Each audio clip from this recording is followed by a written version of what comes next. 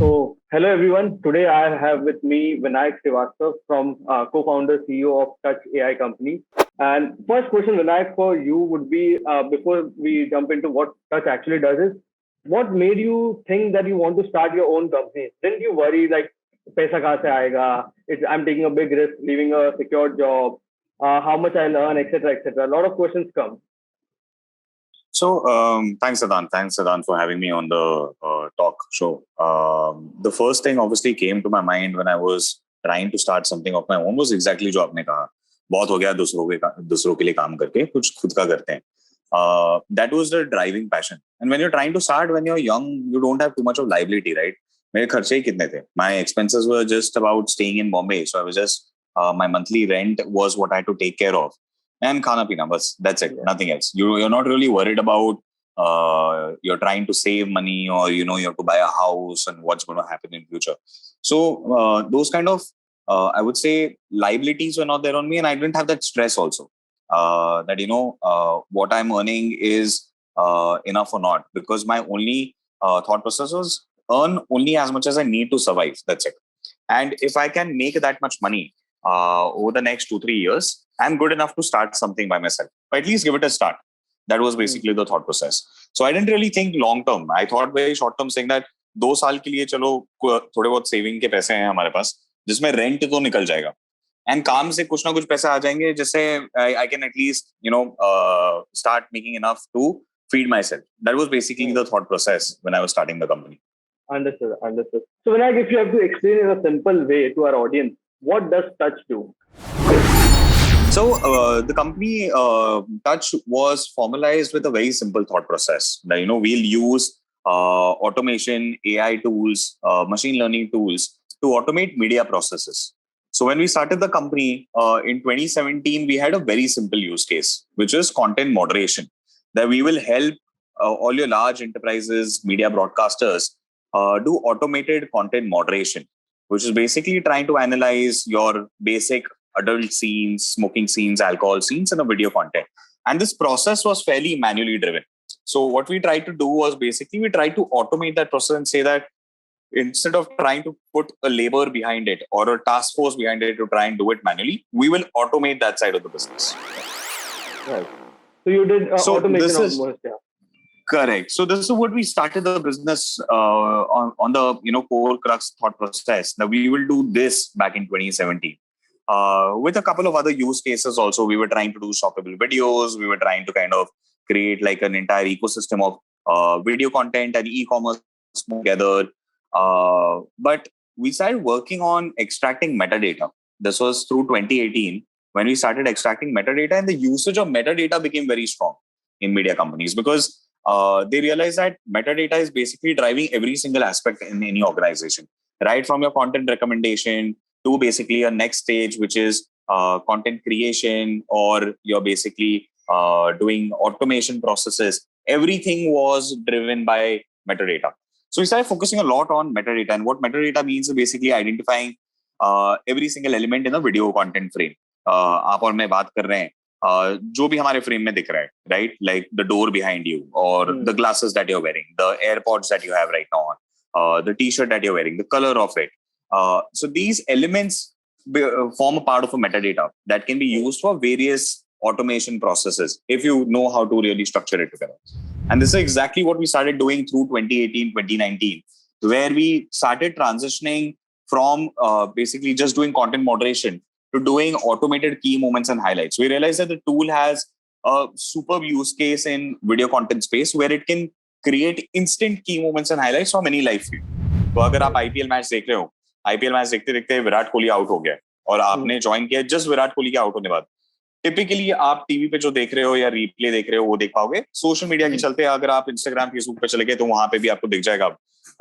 But the platforms are not monetising. This is actually uploaded by users like you and me who are excited about cricket. हमने देखा, record कर लिया phone से या computer से और स्क्रीन कैप करके अपलोड कर दिया सोशल मीडिया पे, which unfortunately will be taken out after a couple of hours, maybe a couple of minutes due to copyright infringement and all of that. But now, because this can be done in real time and platforms don't have to be dependent on broadcasters anymore to create this manually, companies have started using our tool to create instant key moments and highlights. मतलब वहाँ Virat Kohli out हुआ 5 second में आपका clip ready है, आपको जहां दिखाना है दिखाइए एंड रिवर्स मोनेटाइज कर लीजिए content. Correct. So the key moments which are we able to see in IPL is done by you. So what you have done is automating those tasks. Earlier it would be done manually, and तो manually करते तो थोड़ा late आएगा वो moment और तब तक तो लोग देख के भी निकल जाएंगे. So you do that right at the moment. Got it. Correct. Yeah. Okay. So understood about your business. So I want to focus on, because you're working in artificial intelligence, which is called AI and machine learning, ML, AI and ML space. What do you think that how much this AI and ML can disrupt the world? Because right now we are seeing a lot of companies coming in with that. But how can it disrupt the world now? So, Siddhant, AI and ML is something that is for here to stay, and it is going to disrupt every single tech field or anything that can remotely be used in technology is going to be disrupted, right? Your self-driving cars, heavily dependent on AI, right? Analyzing what's there in front of you, being able to do auto driving and a bunch of other things. So take your fintech example, right? AI is being heavily used there to kind of suggest products to you, to understand what you like, what you don't like, to make transactions on scale. So these things have started happening very, very aggressive. And the scale of it has grown to a point now where, it's become like a necessity for businesses to have AI and ML capabilities. Because without that, you're just going to be one of the service businesses or one of the tech businesses without too much of a groundbreaking technology, which can be done by anyone else. So the entry to barrier becomes very low. And if your entry to barrier in the business is very low on the tech side, you'll be kind of, disrupted or killed by any other player in the market too soon. So AI and ML is something that is for here to stay. It's going to be a part of every single business in the future. Implementations are massive, right? Look at a simple use case of how we have used machine learning tools in our business. We have kind of on part, if you say, to try and disrupt the entire content editing space. That's basically the thought process. If you ask me where we are headed, I would say you want to get rid of the entire manual content editing. That'll be the future of it, right? आप और मैं बात कर रहे हैं, ये content हमें publish करना है, instant clips बन के आ गए जैसे हमें चाहिए, slates और सब add होके, and I don't really have to spend hours behind so much. So man hours reduces and in minutes work is done. Absolutely. Man hours reduces, your cost reduces because now you're paying for a platform, your turnaround time reduces, a lot of things are tied to it, right? So it's similarly, AI is going to be implemented across various sectors, and it's also going to disrupt a lot of sectors. Healthcare, fintech, mobility, everything, single thing I think is going to be swamped up with more and more innovative AI solutions. And as our computing capabilities increase in 2021, 22, 23 going forward, you'll see more and more disruptions happening across various sectors. Understood. So even I heard from somewhere that when Tesla found out there a lot of battery spark is happening, like batteries are burning or something like that. They found out the reason why, because the level between the ground and the car was certain amount. So whenever a crash happens, the battery is directly in touch with the ground and it bursts. So that was the problem. So what Tesla was able to do remotely, they remotely increased the height of all their cars. Remotely, everything was done remotely, so that whenever even a crash happens, then the battery is not in directly touch with the ground. That's what I heard. That's what AI and ML can do. That's what the software can do. Sitting at anywhere that you can change anything. So that's what I think. This will be very disruptive in future. Absolutely. That's probably so. In that particular use case, it was basically a very amazing use of how software is integrated into your vehicles, right?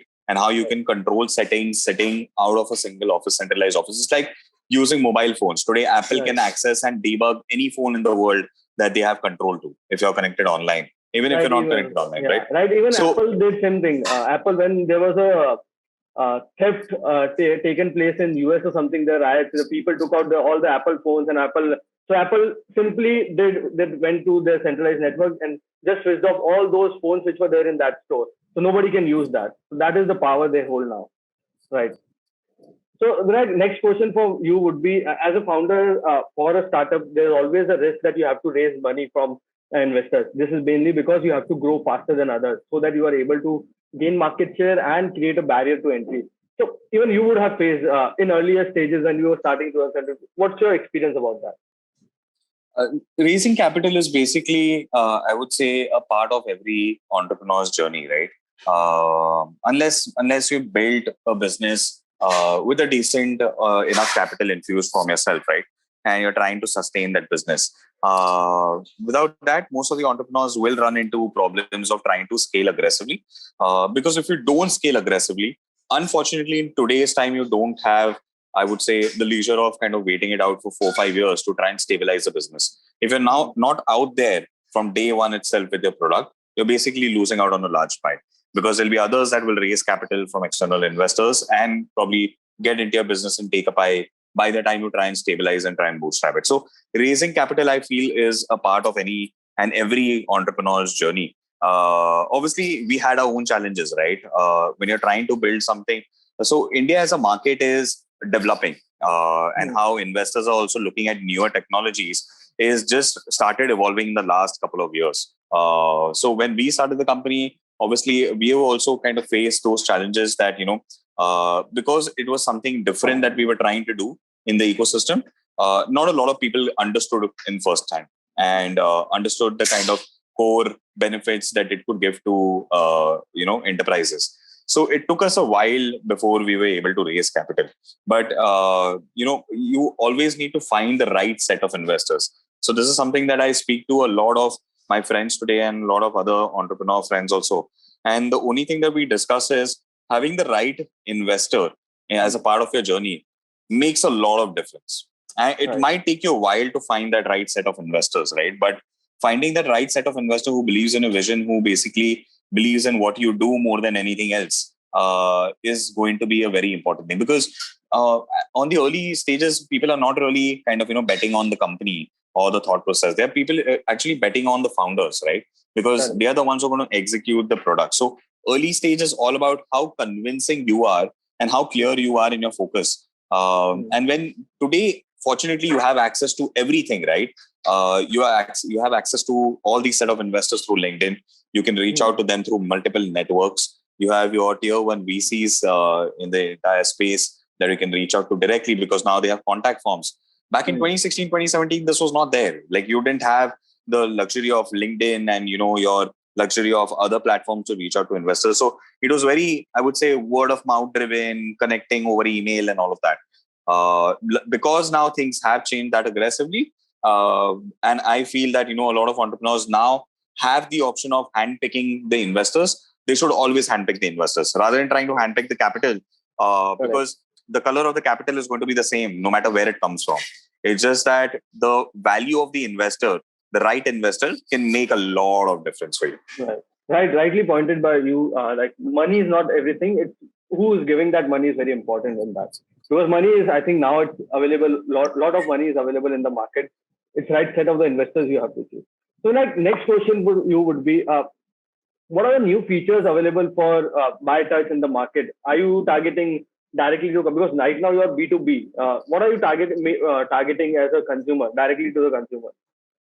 So in the last couple of quarters, we have been dabbling with the idea that how we can kind of, give our technology to the users to use it, right? A lot of people, in fact, I remember having a conversation with you a couple of months back. We were like, how can we use the enterprise piece of technology and give it to creators out there? So we realized that the tech that we have developed can also benefit a lot on the consumer segment. So the last couple of quarters, the team has been working on kind of a new product release, which is called a stream. What it does is it allows any creator to go live simultaneously on multiple platforms. And at the same time, while they're going live, having conversations or having a chat, the tech will allow them to create instant key moments, which is basically main points of the conversation. And those files will be able to be viewed and shared instantly from the dashboard itself. So if you and I are having a call, you and I can probably go live on stream right now. And the tool will allow you to create key moments instantly. And while it is creating key moments for you, it will allow you to share it instantly with your friends on social media, integrated with Snapchat, your Instagram, Facebook. And we're kind of working on integrating a bunch of other apps. So it's So like if the we are intent. talking here, we can go live across the platforms, Instagram, YouTube, whatever platforms allow live features, and we can go live across at the same time.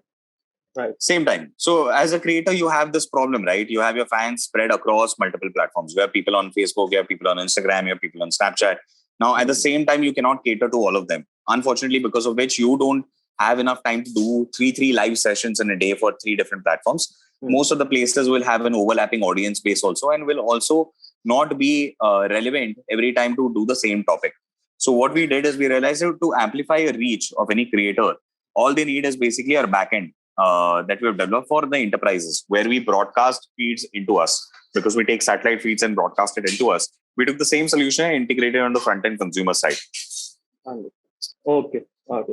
So, Viraj, what do you think, like the future of startups in India? Right now, we can see in last 10 days only, I think 8 to 10 startups have reached the valuation of 1 billion raising money.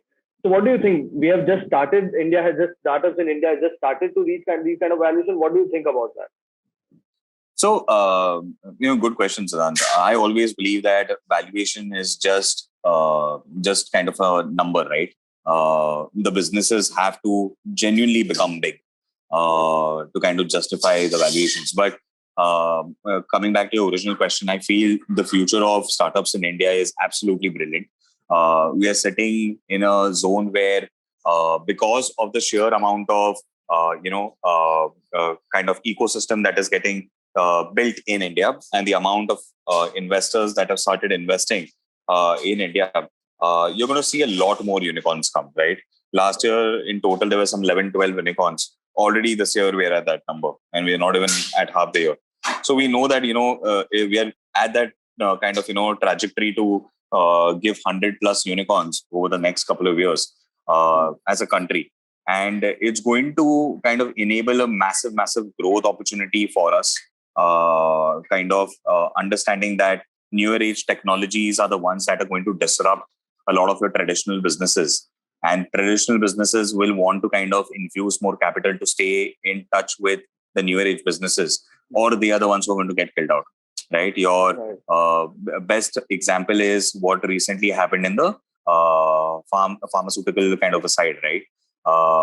Your entire medicine chain has been disrupted by the guys of 1mg and pharmacy in the country today, and which was earlier dominated by your local chemist. So you either innovate, or you're going to be basically left behind the race. Left behind. So disruption is here to stay, and a lot of businesses will be disrupted in this. So yeah, Absolutely, these are the questions. Yeah, Vinayak, for you. Only last question is: any hiring or Touch is doing right now? If you want to let the audience know about it and if they want to apply, and what kind of people, if you're looking to hire, then what kind of people you want them to apply? Sure. We obviously we are aggressively hiring right now because we are expanding internationally as well. A couple of key areas where we're hiring right now is on the tech side. So we have a bunch of openings that have just come up in the last couple of weeks because of the newer products that we are slated to launch in Q3 of this year. If you go on our website, on the career section page, or on LinkedIn, you'll see our job posting. We're very active there. We make it a point as a company to respond to every single application, so that every single application at least gets an answer or feedback from us. If it's relevant, not relevant, if it's going to the next stage, whatever. We try and kind of make the best approach to try and ensure that everyone is in sync and everyone knows why they were rejected, and if they have a future possibility in the company. And this is something that we did because we realized that a lot of people today, and especially in these tough times that we're battling through, apply with a lot of hope. And it's better to kind of at least communicate, because then they at least know they have to look for more opportunities, or they don't have to, right? So either way, it becomes very important to be super supportive and communicate the right intention, because that kind of brings in transparency. And the more you kind of bring in transparency in your hiring process, the more better people you'll be able to get in your company. Yeah, so I'll just post that link on my description in this video, so that people can directly reach out to you guys. So thank you so much, Vinayak, for coming on the show. Thank you, viewers, for watching the show. And I'll keep coming back with different startups who are building great products or great service in India. So, and if anybody wants that this particular startup founder should be interviewed, they can mention that in comments below, and I will try my best to get them on my show. Till then, you can share and subscribe to the channel, and thank you. Thank you, Vinayak. Thanks, Siddhant.